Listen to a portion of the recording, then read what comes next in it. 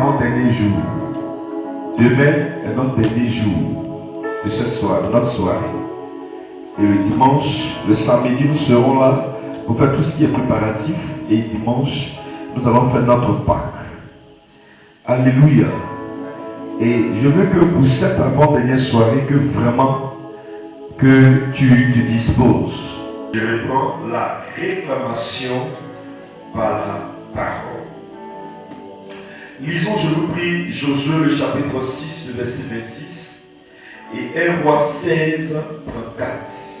Je reprends. Josué 6, 26, 1 Roi 16, 34. La réclamation par la parole. Vous savez, quand on parle de réclamation, c'est une revendication pour obtenir quelque chose d'une personne. En se basant sur un argument qui peut être fondé ou souvent qui peut ne pas être fondé. N'oubliez pas. La réclamation par la parole pour ce soir. Pour se lever, je vous prie. Josué chapitre 6, verset 26. Une personne dans nos lits qui va lire ça. Et une deuxième personne, il y a quelqu'un qui peut prendre ça.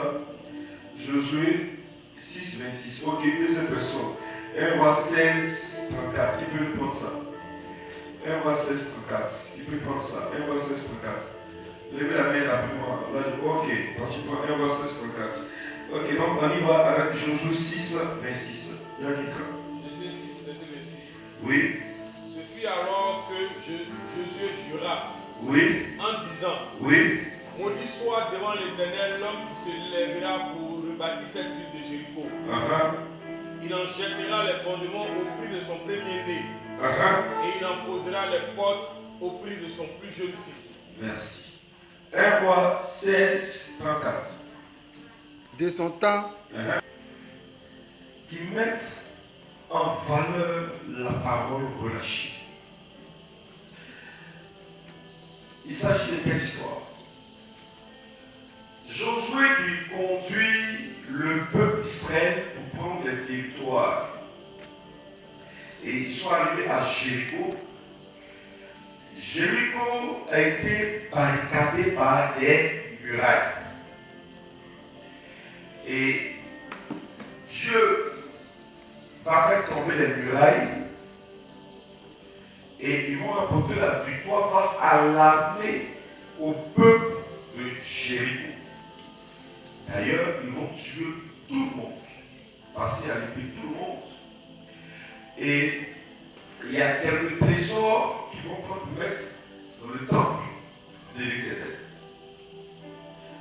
Mais pendant qu'ils faisaient cette bataille, ils nettoyaient, ils libéraient le territoire, il y avait une femme qu'on appelait Rahab qui a su faire une alliance avec le peuple juif à travers des espions qu'elle avait cachés. Donc Josué a pris le temps, la peine de garder, de permettre à ce que cette femme et sa famille ne soient point touchées. Et après tout ça, avec que ce fut alors, Josué va jurer en disant, maudit soit devant l'Éternel l'homme qui se levera pour rebâtir la ville.